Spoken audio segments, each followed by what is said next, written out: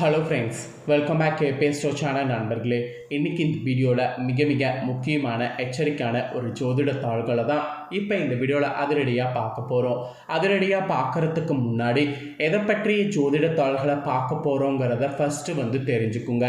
ஏன்னா அதை தெரிஞ்சுக்கிறது தான் ரொம்ப முக்கியம். தற்போது விசுவாச தமிழ் ஆண்டானது பிறந்து நடந்துட்டுருக்கு. இந்த ஆண்டில் முதலாவதாக வரக்கூடிய மாதம் பார்த்திங்கன்னு வச்சுக்கோங்களேன், சித்திரை மாதம்.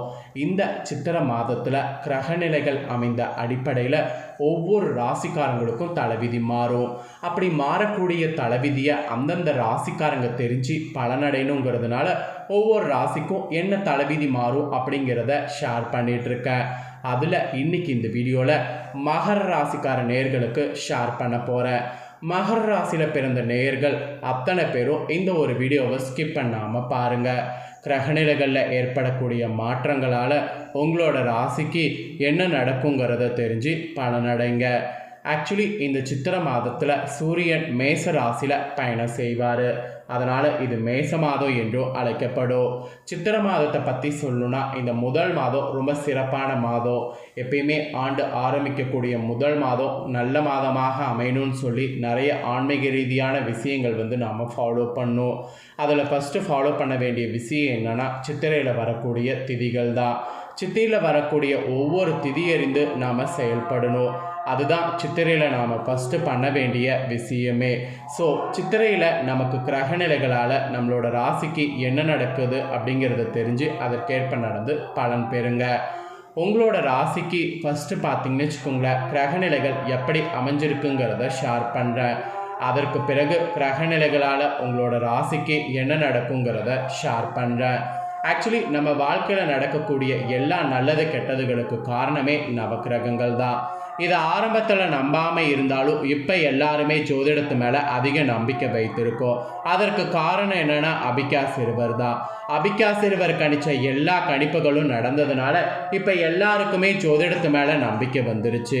அந்த நம்பிக்கைக்கேற்ப மகர ராசிக்காரங்க இந்த ஒரு வீடியோவை ஃபுல்லாக பார்த்தீங்கன்னா உங்களோட ராசிக்கு என்ன நடக்குங்கிறத நீங்கள் தெரிஞ்சு அதற்கேற்ப நடந்து பயன்பெறலாம். சரி வாங்க, உங்களோட ராசிக்கு என்ன நடக்குங்கிறத இந்த வீடியோவில் பார்க்கலாம். சேவை செய்வதையே குறிக்கோளாக கொண்டு வாழ்பவர்கள் தான் நீங்கள். இப்படி பிறவிட குணம் கொண்ட மகர ராசினியர்கள் உங்களுக்கு இந்த விஸ்வாச வருட புத்தாண்டில் சித்திரை மாத கிரகநிலைகளை ஆராய்ந்து பார்க்கும் பொழுது மாத தொடக்கத்தில் உங்கள் ராசிநாதன் சனி குடும்பஸ்தானத்தில் பலம் பெற்று சஞ்சாரம் செய்கிறாரு. அதாவது சனி குடும்பஸ்தானத்தில் பலம் பெற்று சஞ்சாரம் செய்கிறாரு. கூடவே பஞ்சமஸ்தானத்தில் குரு சுக்கிர பரிவர்த்தனையானது நிகழ்கிறது. இந்த மாதிரி கிரகங்களுடைய அமைப்பு காரணமாக பயங்கர யோகங்கள் உங்களுக்கு உருவாகும். அப்புறம் அங்கன பரிவர்த்தனை பெற்ற குரு உங்கள் ராசியை பார்க்கிறாரு. இதனால் இந்த மாதம் உங்களுக்கு ஃபஸ்ட்டு கிடைக்கக்கூடிய பலன் என்னன்னா, தொட்டது எல்லாமே தொடங்க போகுது. அதாவது தொட்டது எல்லாமே நீங்கள் எதிர்பார்க்காத அளவுக்கு ஜெயிக்க போகிறீங்க. தொழிலில் மேக்சிமம் முன்னேற்றமானது ஏற்படும். பண நெருக்கடியெல்லாம் உங்களுக்கு இருக்கிறது அகலப்போகுது. வளர்ச்சிக்கு குறுக்கீடாக இருந்தவர்கள் இப்போ தானாக விலகுவாங்க. அதனால் உங்களுடைய வளர்ச்சி இனி பயங்கரமாக இருக்க போகுது. உத்தியோகத்தில் கூட ஊதிய உயர்வோடு கூடிய இடமாற்றம் கிடைக்கும். அந்த மாதிரி இடமாற்றம் கிடைக்கும்போது அந்த இடமாற்றத்தை அக்செப்ட் பண்ணிக்கிட்டு போங்க. அது உங்களுக்கு ஒரு வகையில் நல்லதாக இருக்கும். சுபகாரிய பேச்சுகள் இந்த மாதம் பேசலாம். ஏன்னா உங்களோட ராசிக்கு சுபகாரிய பேச்சுகள் நீங்கள் பேசுனீங்கன்னா அது தடையே இல்லை, முடிவாகும். அதனால் சுபகாரிய பேச்சுகள் தாராளமாக பேசலாம். ஸோ இந்த மாதம் பேசிக்காகவே உங்களுக்கு அதிர்ஷ்டம் இருந்ததாக இருக்குது. இன்னும் மற்ற கிரகங்களால் என்ன நடக்க போகுதுங்கிறத உங்கள் ராசிக்கு நான் சொல்கிறேன். மற்ற கிரகங்களால் என்ன நடக்கும் ஏது நடக்குங்கிறத தெரிஞ்சு அதற்கேற்ப நடந்து பயன்பெறுங்க. ஃபஸ்ட்டு குரு சுக்கிர பரிவர்த்தனையானது இருக்குது. இந்த பரிவர்த்தனை உங்களுக்கு யோகமாக சாபமாங்கிறத இந்த மாதத்துக்கு ஷேர் பண்ணுறேன். இந்த பரிவர்த்தனையினால் யோகமாக சாபமாங்கிற விஷயத்தை தெரிஞ்சுக்குங்க.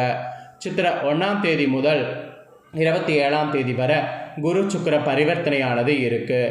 ஆக்சுவலி இது உங்கள் ராசிக்கு 3-12க்கு அதிபதியானவர் குரு. சகாயஸ்தனபதி பரிவர்த்தனை ஆகக்கூடிய இந்த நேரத்தில் தொட்டது உங்களுக்கு தொடங்கும் என்று சொல்லலாம். தொழிலில் நீங்கள் எதிர்பார்க்காத அளவுக்கு முன்னேற்றங்களானது ஏற்படும். வழக்குகள் கூட உங்களுக்கு சாதகமாக அமையும். அது மட்டும் இல்லாமல் வருங்காலம் பற்றிய பயம்லாம் உங்களுக்கு அகலும். உடன் பிறப்புகள் வகையில் நடைபெறக்கூடிய சுபகாரியம் நீங்கள் முன்னின்று நடத்தி பெருமை அடைவீங்க. இது உங்களுக்கு புதிய ஒப்பந்தங்கள் அடுக்கடுக்காக வருவதற்கு உதவியாக இருக்கும். குடும்பத்தில் நீண்ட நாட்களாக தலை தூக்கிய பிரச்சனைகள்லாம் இப்பொழுது நல்ல முடிவுக்கு வரும். இந்த மாதிரியான அதிசயம்லாம் குரு சுக்கிர பரிவர்த்தனையால் நடைபெற போகுது. குரு சுக்கிர பரிவர்த்தனையினால் உங்களுக்கு அதிர்ஷ்டமானது நிறைய இந்த மாதத்துக்கு இருக்குது. நெக்ஸ்ட்டு கும்பத்தில் ராகு, சிம்மத்தில் கேது. இந்த கிரக சஞ்சாரம் என்ன பலனை கொடுக்குங்கிறத இந்த மாதத்துக்கு சொல்கிறேன். இந்த கிரக சஞ்சாரம் உங்களுக்கு என்ன பலனை கிடைக்குங்கிறத தெரிஞ்சுக்குங்க. சித்திரை 13ஆம் தேதி கும்ப ராசியில் ராகுவும் சிம்ம ராசியில் கேதுவும் சஞ்சரிக்க போகிறாங்க. இது தனஸ்தானத்தில் ராகு சஞ்சரிப்பதால் பொருளாதாரத்தில் பற்றாக்குறை உங்களுக்கு அகலும். கணிசமான லாபங்கள் கைகளில் உங்களுக்கு பொருளும். நீங்கள் புதிய முயற்சிகள் எது இந்த மாதம் செய்தாலும் வெற்றியானது உங்களுக்கு கிடைக்கும். புனித பயணங்கள்லாம் இந்த மாதம் செய்தீங்கன்னா அந்த பயணங்கள் உங்களுக்கு அதிகரிக்கும்.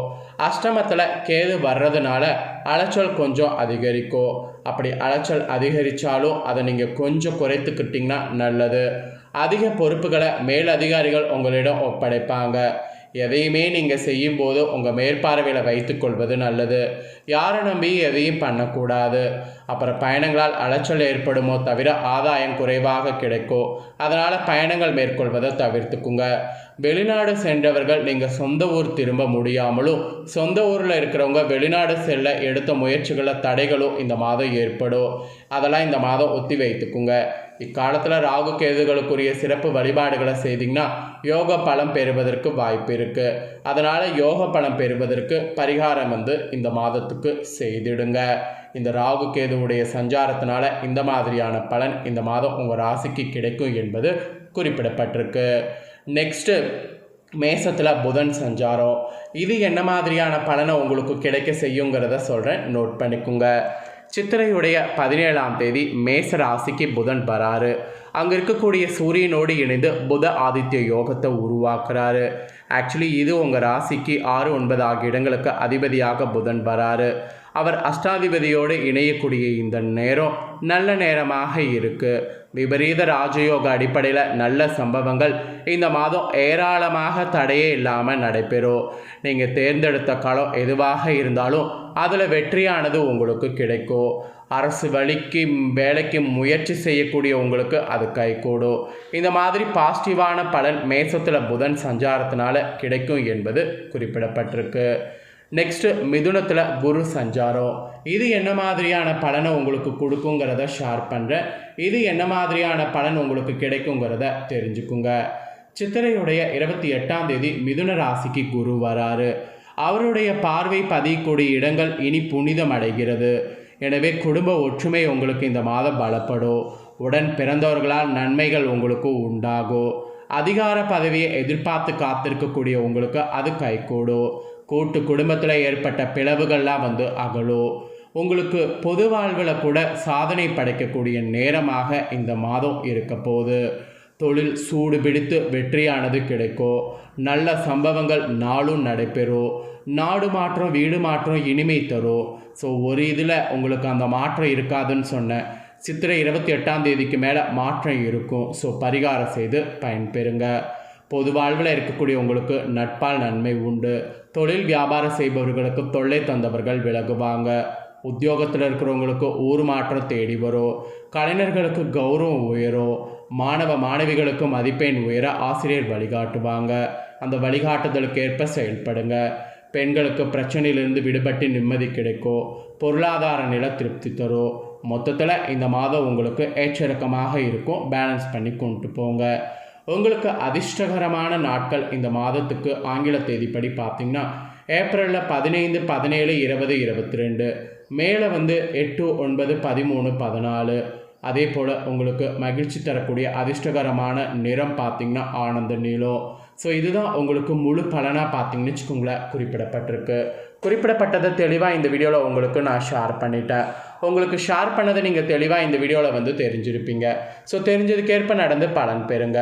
நீங்கள் இதை பார்த்து பலனடைகிறது போல் உங்கள் ஃப்ரெண்ட்ஸ் ஃபேமிலியில் இருக்கிறவங்களும் பலனடையணும் அப்படின்னு நினச்சிங்கன்னா வீடியோ லைக் பண்ணி ஷேர் பண்ணுங்கள். வீடியோவை உங்கள் ஃப்ரெண்ட்ஸ் ஃபேமிலியில் இருக்கிறவங்களும் பார்க்கட்டும்.